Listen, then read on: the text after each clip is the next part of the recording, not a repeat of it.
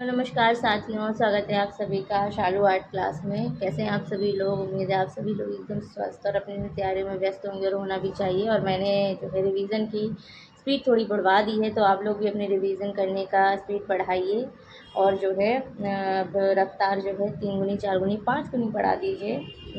Exam कभी भी आ सकते हैं। तो जो भी लोग मेरे चैनल पे नए हैं, चैनल को सब्सक्राइब करते हुए बेल आइकन दबा लीजिए और लाइक शेयर भी कर लीजिए। लाइक कीजिए, शेयर कीजिए और भी लोगों के साथ में, जिससे उनका भी थोड़ा हेल्प हो।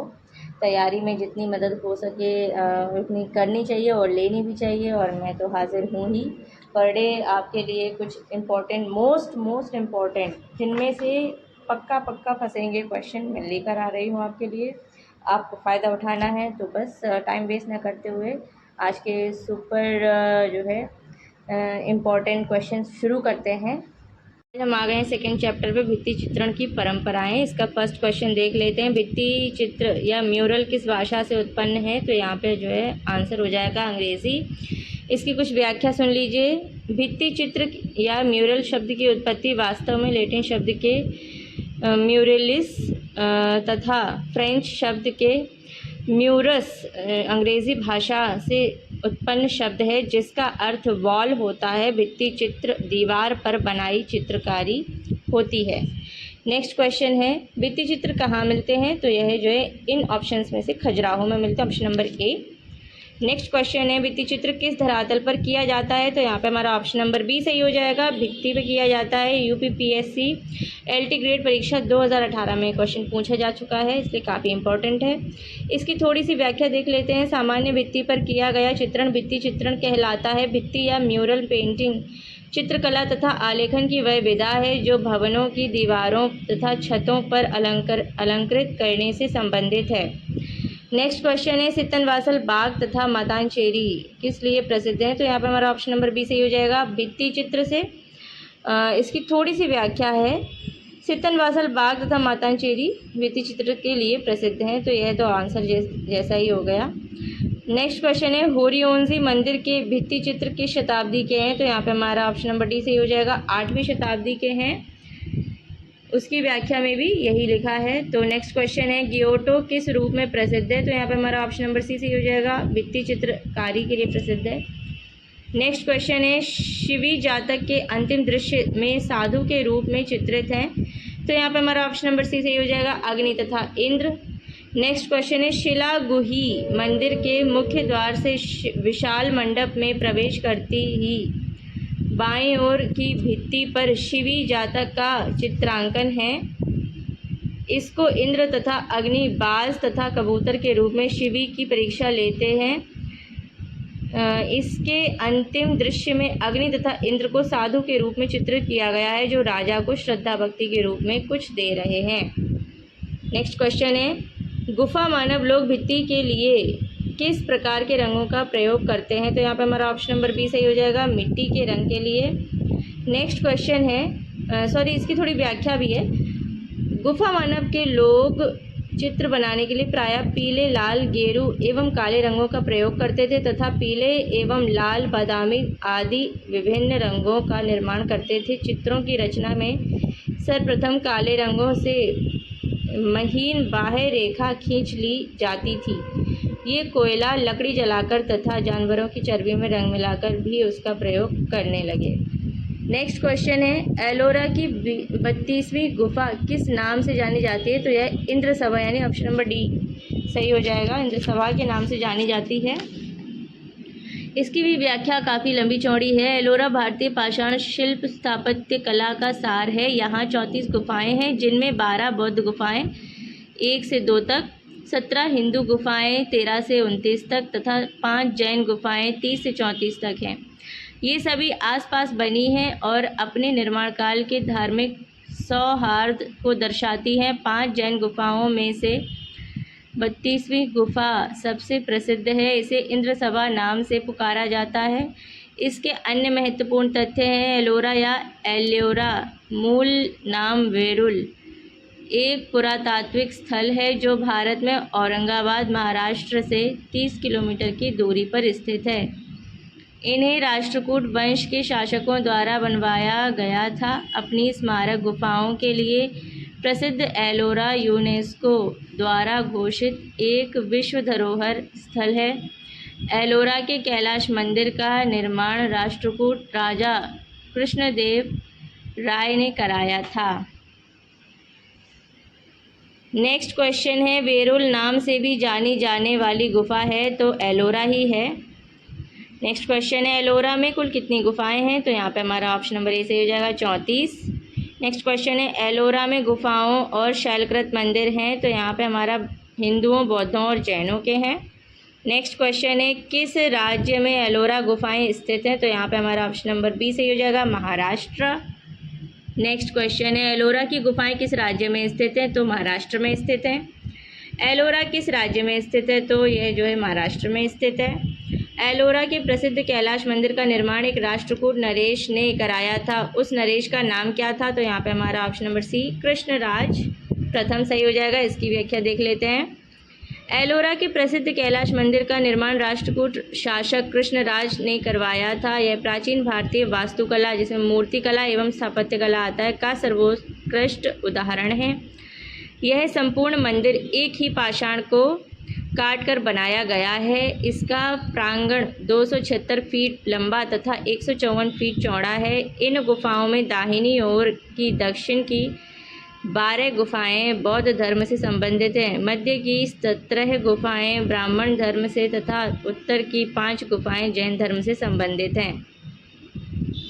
इसके अन्य महत्वपूर्ण तथ्य हैं, कैलाश मंदिर का निर्माण द्रविड़ शैली में हुआ है। कैलाश मंदिर के ऊपर का विशाल शिखर 95 फीट ऊंचा है तथा यह 4 मंजिला है। एलोरा का कैलाश मंदिर अपनी उत्कृष्टतम शैली के लिए विश्व प्रसिद्ध है। यहाँ हिंदू कला के उत्तम उदाहरण सुरक्षित हैं।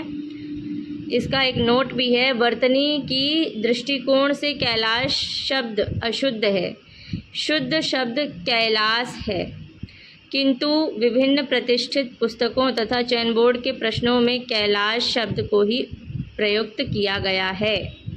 चलिए नेक्स्ट क्वेश्चन है, एलोरा की गुफाएं किस काल से संबंधित थीं? तो यहाँ पे हमारा जो है ऑप्शन नंबर ए सही हो जाएगा, यानी राष्ट्रकूट। यहाँ पे जो ऑप्शन नंबर ए दिया गया है राष्ट्रकूट। चलिए अब नेक्स्ट क्वेश्चन है, किस साम्राज्य ने एलोरा गुफा कला को विकसित किया? तो यहाँ पे हमारा ऑप्शन नंबर बी सही हो जाएगा, राष्ट्रकूट। नेक्स्ट क्वेश्चन है, एलोरा प्रसिद्ध है तो यहाँ पे हमारा ऑप्शन नंबर डी सही हो जाएगा, मूर्ति के लिए। और नेक्स्ट क्वेश्चन है, किस मूर्ति कला में हिंदू कला के उत्तम उदाहरण सुरक्षित है? तो यहाँ पे हमारा ऑप्शन नंबर ए सही हो जाएगा, एलोरा। एलोरा की प्रसिद्धि का कारण है तो यहाँ पे हमारा ऑप्शन नंबर सी सही हो जाएगा, यहाँ का कैलाश मंदिर। कैलाश मंदिर किस प्राचीन गुफा में स्थित है? तो एलोरा में स्थित है। वही क्वेश्चन घुमा फिरा के पूछ लेते हैं, इसलिए कि क्वेश्चन को बहुत ध्यान से पढ़ना है, बार बार रिपीट पे आपको बोर नहीं होना है, हर क्वेश्चन को ध्यान से पढ़ना है। एलोरा का प्रमुख मंदिर कौन सा है? तो यहाँ पे हमारा ऑप्शन नंबर बी सही हो जाएगा, कैलाश मंदिर।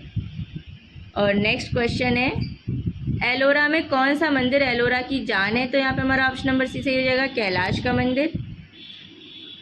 कैलाश मंदिर की एलोरा गुफा चित्र की छवियां हैं तो यहाँ पे हमारा स्टार बना हुआ है, यानी कि सही उत्तर हमारा ऑप्शन में नहीं दिया गया है। इसकी व्याख्या पढ़ लेते हैं।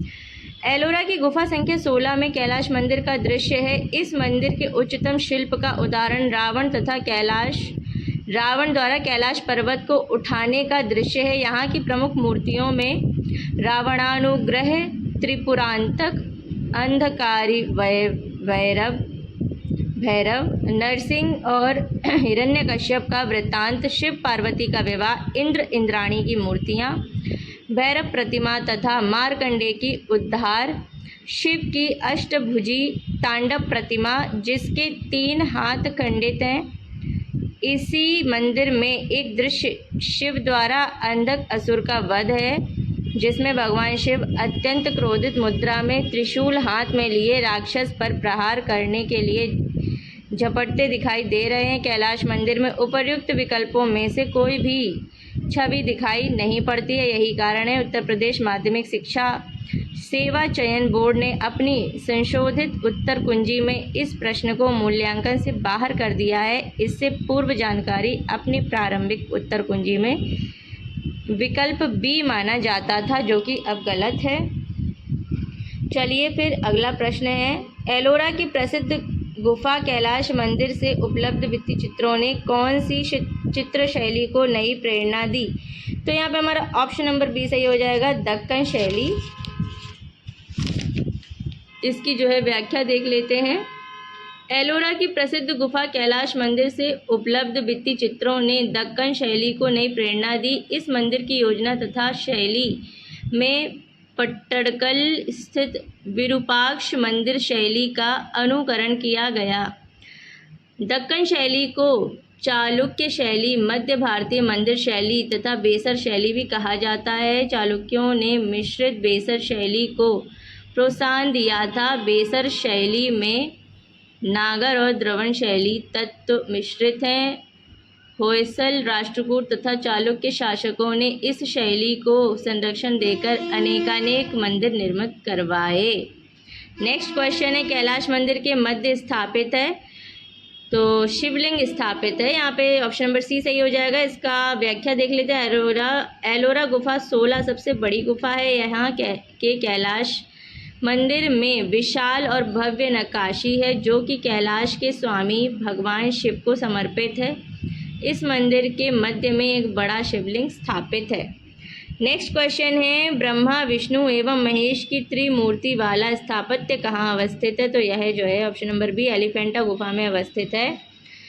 इसकी व्याख्या देख लेते हैं। एलिफेंटा गुफा भारत के महाराष्ट्र में स्थित मुंबई के गेटवे ऑफ इंडिया से लगभग 12 किलोमीटर दूर अरब सागर के पास स्थित है, जो अपनी कलात्मक गुफाओं का एवं मूर्तियों के कारण प्रसिद्ध है। यहाँ भगवान शंकर की 9 बड़ी बड़ी मूर्तियाँ हैं जो शंकर के विभिन्न रूपों तथा क्रियाओं को दर्शाती हैं। इनमें शिव की त्रिमूर्ति प्रतिमा सबसे आकर्षक है। त्रिमूर्ति भारतीय कलाओं में यह आकृति है वह आकृति है जिसमें ब्रह्मा, विष्णु, महेश को एक ही ग्रीवा पर 3 शीश के रूप में चित्रित किया जाता है। भारतीय पौराणिक ग्रंथों में यह माना जाता है कि ब्रह्मा जन्म के, विष्णु पालन के और शिव संहार के देवता हैं और सारी सृष्टि इन्हीं के द्वारा संचालित होती है।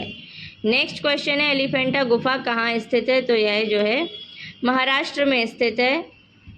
और नेक्स्ट क्वेश्चन है हमारा, एलिफेंटा गुफाएं किससे घिरी हुई हैं? तो यह जो है ऑप्शन नंबर सी हमारा सही हो जाएगा, समुद्र से घिरी हुई है। और इसी के साथ आज के मेरे महत्वपूर्ण 30 प्रश्न व्याख्या के साथ खत्म होते हैं। साथियों, देखा सुना आप लोगों ने, लिख कर देखा। आज के महत्वपूर्ण मैंने 30 प्रश्न कवर कराए हैं। बहुत ही थोड़ा सा स्पीड अब ज़्यादा करनी पड़ेगी क्योंकि टाइम नहीं है धीरे धीरे पढ़ाई करने का, इसलिए मैंने स्टार्टिंग में थोड़ा सा स्लो पढ़ाया है ताकि आपको थोड़ा सा समझ में आए और अपनी स्पीड आप भी बढ़ाइए। और जो है मेहनत करिए, बिना मेहनत की सफलता नहीं मिलती है। पढ़ाई के साथ साथ अपने अच्छे खाने, थोड़ा लाइट फूड लीजिए, पेट भरिए, लेकिन खाना ऐसा हो, गर्मी भी बहुत पड़ रही है, जो आपके इंटेस्टाइन पे ज़्यादा फ़र्क न दे। बहुत कुछ लगभग जो है पूरी बॉडी इंटेस्टाइन पर ही डिपेंड करती है। साथ में थोड़ा बहुत योगा भी करें, ब्रेक ले लेके पढ़िए, लेकिन पढ़िए ज़्यादा। मिलती हूँ नेक्स्ट वीडियो के साथ, तब तक के लिए टेक केयर, बाय बाय।